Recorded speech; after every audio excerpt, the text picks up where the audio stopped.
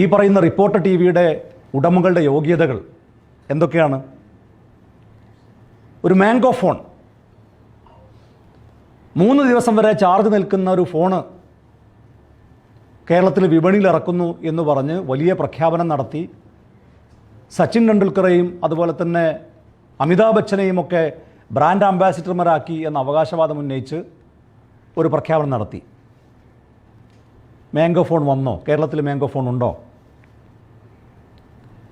എറണാകുളത്തെ bank of ബറോഡയിൽ നിന്ന് 2,68,00,000 രൂപ തട്ടിയ കേസിൽ, വ്യാജരേഖ ചമച്ച് തട്ടിയ കേസിൽ ഈ പറയുന്ന റിപ്പോർട്ടർ ടി വിയുടെ ഉടമകൾ പ്രതികളാണ്.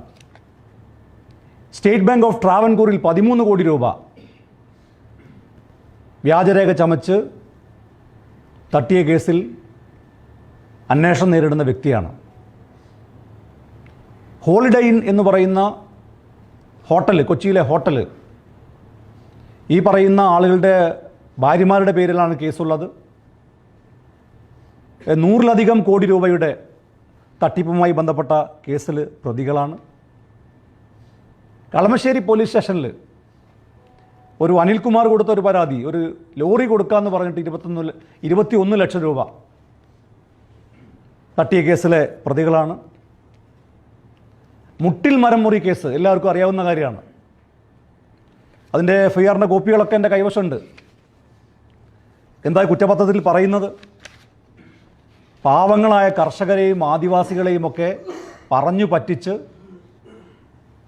നിസ്സാര തുക കൊടുത്ത് ഞങ്ങളുടെ കയ്യിൽ മരം മുറിക്കാനുള്ള രേഖകളുണ്ട് എന്ന് കള്ളം പറഞ്ഞ് വിശ്വസിപ്പിച്ച് സർക്കാരിൻ്റെയും അതുപോലെ തന്നെ ഈ ആദിവാസികളുടെയും ചെറുകിട ഭൂവുടമകളുടെയും ഒക്കെ സ്ഥലത്തെ മരം മുറിച്ചു കൊണ്ടുപോയി എന്ന കേസിലെ പ്രതികളാണ്.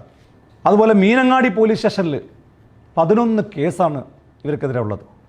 മീനങ്ങാടി പോലീസ് കൊടുത്ത റിപ്പോർട്ട്, കോടതിയിൽ കൊടുത്ത റിപ്പോർട്ട് പ്രകാരം ഈ പറയുന്ന റിപ്പോർട്ടർ ടി വിയുടെ ഉടമകൾ റൗഡി പട്ടികയിൽ ഉൾപ്പെട്ട ആൾക്കാരാണ്. ഇനി ഇവരുടെ അവകാശവാദം എന്തൊക്കെയായിരുന്നു? വയനാട് മുണ്ടക്കൈ ചൂരൽമല, ആ മുണ്ടക്കൈ ചൂരൽമല ദുരന്തമുണ്ടായ സമയത്ത് ഇവർ കൊടുത്ത അവകാശവാദം അവരുടെ ചാനൽ തന്നെ പ്രസിദ്ധീകരിച്ചാണ്. വയനാടിന് കൈത്താങ്ങാവാൻ reporter T V township 150 acre, ഒരാൾക്ക് 15 സെൻറ്റും വീടും, സ്കൂള്, അമ്പലം, ക്രിസ്ത്യൻ പള്ളി, മുസ്ലിം പള്ളി, ഇതെല്ലാം ഈ 150 ഏക്കർ ടൗൺഷിപ്പിൽ നിർമ്മിച്ചു കൊടുക്കും എന്ന അവകാശവാദം നിർമ്മിച്ചു കൊടുത്തോ?